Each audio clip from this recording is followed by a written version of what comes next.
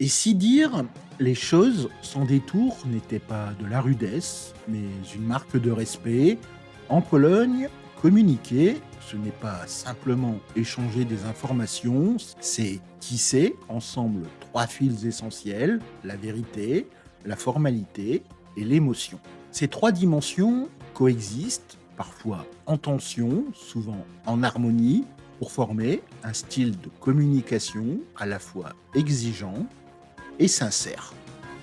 Pour un étranger, surtout issu d'une culture où la politesse passe par l'atténuation ou l'humour feutré, les Polonais peuvent paraître abrupts, voire distants, mais derrière cette apparente froideur se cache un système de valeurs profondément ancrées. Chaque mot choisi, chaque silence observé, chaque regard échangé porte une intention culturelle précise. Aujourd'hui, dans le podcast du Double K, nous partons à la découverte de ce monde subtil, celui de la communication à la polonaise, un univers où la franchise ne contredit pas la courtoisie, où le respect ne se dit pas toujours avec des sourires et où l'authenticité est le plus grand cadeau que l'on puisse offrir à autrui. Nous verrons pourquoi les Polonais privilégient la clarté, comment ils naviguent entre tradition et modernité, et ce, que leur silence révèle réellement de leurs émotions.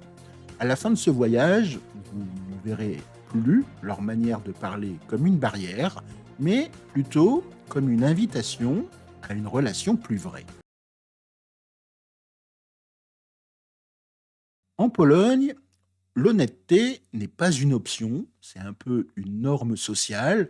On dit les choses telles qu'elles sont, sans phare, sans circonvolution inutile, sans cette politesse de surface qui ailleurs peut parfois masquer l'indifférence.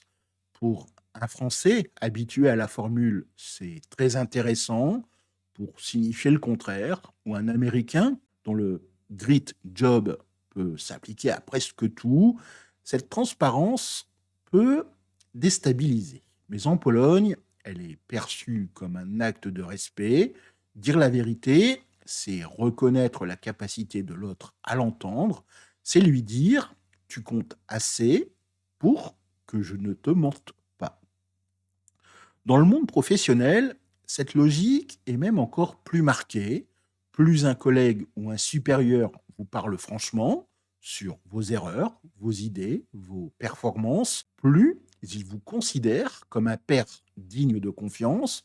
Une réponse directe n'est donc jamais perçue comme une agression, mais plutôt comme une marque de reconnaissance. C'est une manière de dire je ne vais pas te traiter comme un enfant, je te parle comme à un adulte. Et pourtant, cette franchise n'est jamais brutale, elle est toujours calibrée, pesée, adaptée au contexte. Elle ne cherche pas à blesser, mais plutôt à clarifier. C'est une honnêteté responsable, jamais une licence pour la cruauté. La communication polonaise fonctionne un petit peu comme une porte à double battant, l'un pour le monde extérieur, l'autre pour l'intérieur. Dans les premiers échanges, qu'ils soient professionnels ou sociaux, la formalité règne, on s'adresse à l'autre avec des titres appropriés, pan pour monsieur ou pani pour madame, souvent suivis du prénom et du nom. Le vouvoiement est un petit peu la norme, même entre collègues du même âge parfois. Le ton est mesuré, les gestes retenus, les émotions tempérées. Ce n'est pas de la froideur, c'est une manière de marquer le respect dû à un inconnu. Mais une fois la confiance établie, et cela peut évidemment prendre du temps, tout change, la formalité s'efface, le tutoiement apparaît, les conversations deviennent plus libres, plus colorées, souvent empreintes d'un humour noir, d'ironie ou de sarcasme affectueux. Ce n'est pas une forme de relâchement, c'est plutôt une promotion. Vous êtes passé du statut d'étranger poli à celui d'une personne à qui l'on peut avoir confiance. Ce passage n'est jamais automatique, il se mérite et lorsqu'il arrive, il signifie que vous avez gagné non seulement l'oreille, mais aussi le cœur de votre interlocuteur. La société polonaise, marquée par son histoire, entre domination étrangère, communisme et reconstruction démocratique, accorde une grande importance à l'ordre social et à la clarté des rôles. La hiérarchie, notamment en milieu professionnel, est respectée non comme une contrainte, mais comme un cadre rassurant. Un manager, un professeur, un fonctionnaire ne sont pas seulement des titulaires de fonctions, ils incarnent une autorité légitime. Les contester publiquement, surtout de manière frontale, est perçu comme une rupture de protocole, voire même comme un manque de maturité. Mais ici encore, tout va se jouer dans les nuances, car si les Polonais sont directs, ils sont aussi des maîtres de la communication contextuelle. Ce qu'ils ne disent pas compte autant, parfois même plus, que ce qu'ils disent.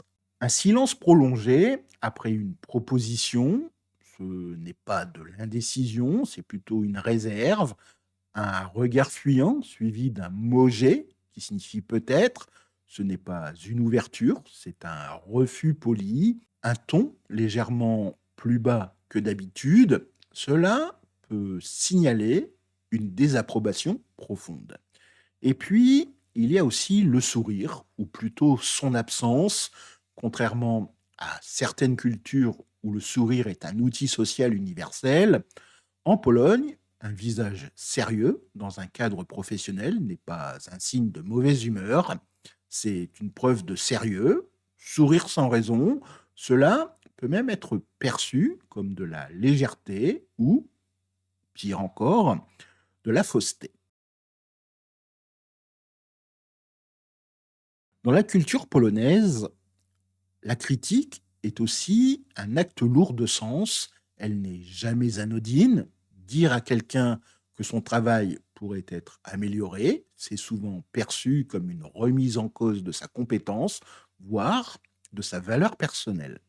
C'est pourquoi les Polonais expérimentés, surtout dans les milieux internationaux ou managériaux, ont appris à adoucir leur feedback. La fameuse méthode du sandwich, compliment, critique, constructif, compliment, est devenue assez courante, non par hypocrisie, mais plutôt par souci de préserver la relation tout en restant honnête. Mais le plus révélateur, c'est ce qui se passe en l'absence de critique. Si personne ne vous fait de remarques, si votre travail est accueilli dans le silence, c'est souvent le plus grand des compliments. En Pologne, le silence n'est pas du vide, c'est de l'approbation muette. C'est la preuve que vous avez fait ce qu'il fallait, sans bruit, sans erreur, sans besoin de correction.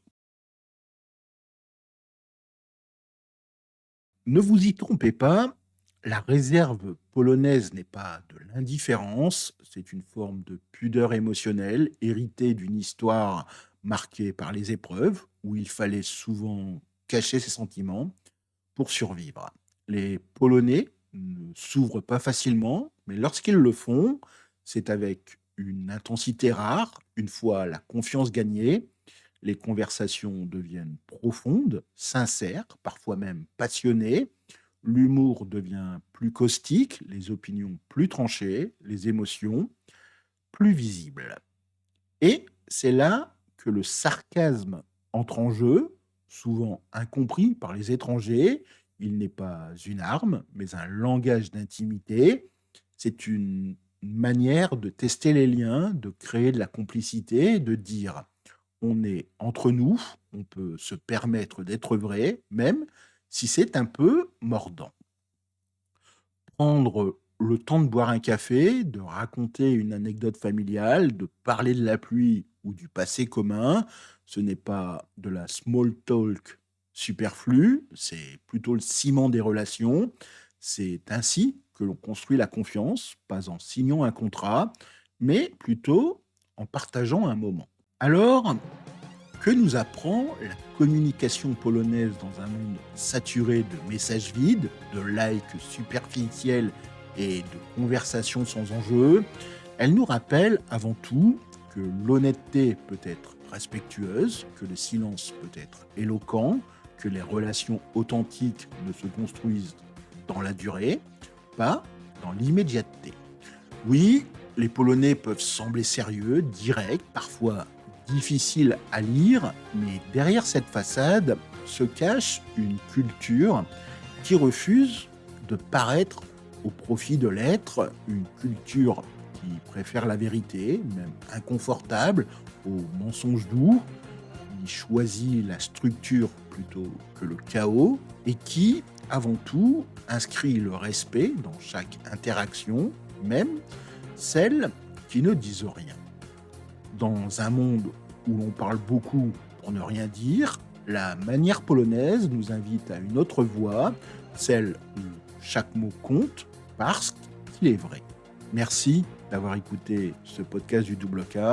Si cette plongée dans la communication polonaise vous a éclairé, surpris ou même fait réfléchir, n'hésitez pas à partager ce contenu, à vous abonner et surtout à nous raconter en commentaire quel aspect de cette culture vous a le plus marqué. Avez-vous déjà vécu un malentendu lié à ces différences? Continuons ensemble cette conversation parce que comprendre, c'est déjà se rapprocher. Je vous remercie encore une fois d'avoir écouté le podcast du Double K. Je vous souhaite de passer une agréable journée, Miegonia, et je vous dis à très bientôt. Do zobaczenia.